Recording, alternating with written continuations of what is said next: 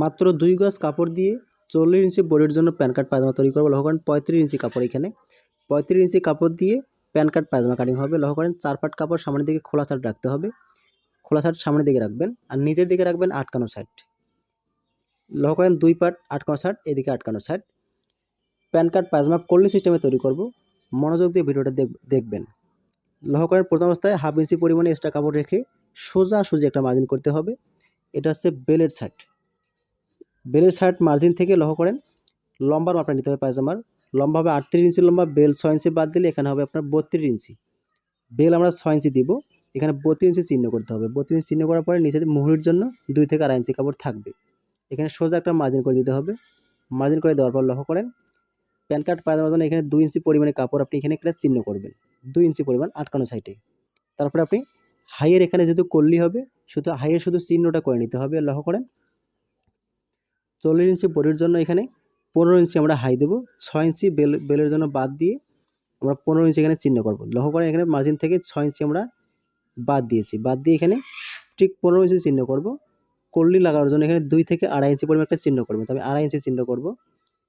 এখানে 2.5 ইঞ্চি একটা চিহ্ন করার পরে লক্ষ্য করেন এই চিহ্ন থেকে এখানে মুহুরি বরাবর এখানে আপনাকে মার্জিন করতে হবে। লক্ষ্য করেন এখানে মুহুরি হবে 12 ইঞ্চি মুহুরি, তো 12 অর্ধেক হচ্ছে 6 ইঞ্চি চিহ্ন করতে হবে। 6 ইঞ্চি চিহ্ন করার পরে এক্সট্রা সেলাইয়ের জন্য নিতে হবে, নিয়ে এখানে এই মার্জিন থেকে ঠিক মুহুরি পর্যন্ত এখানে আপনাকে সোজা মার্জিন টেনে দিতে হবে। লক্ষ্য করেন এভাবে রাউন্ড করে মার্জিনটা টেনে দিবেন।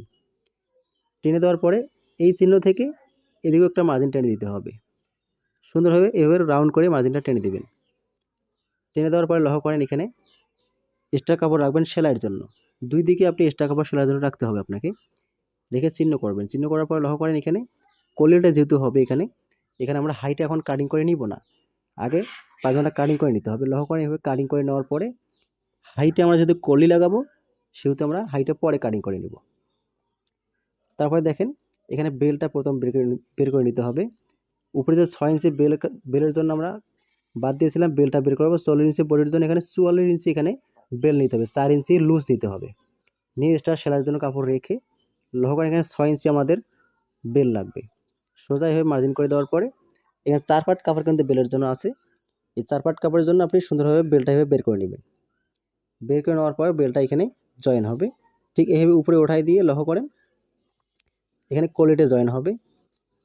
কলিটা 8 ইঞ্চি পরিমাণে লম্বা নেবেন, কলিটা 8 ইঞ্চি পরিমাণ লম্বা নিয়ে 2 থেকে 2.5 ইঞ্চি চওড়া নেবেন, নিয়ে কোনাকুনি এভাবে কাটিং করে নেবেন। কাটিংটা করে নিয়ে এইখানে কলিটা এভাবে বসাই দিবেন। সুন্দরভাবে বসাই দেওয়ার পরে আবার হাইয়ের মাপটা সুন্দরভাবে মিলাই দিবেন। লক্ষ্য করেন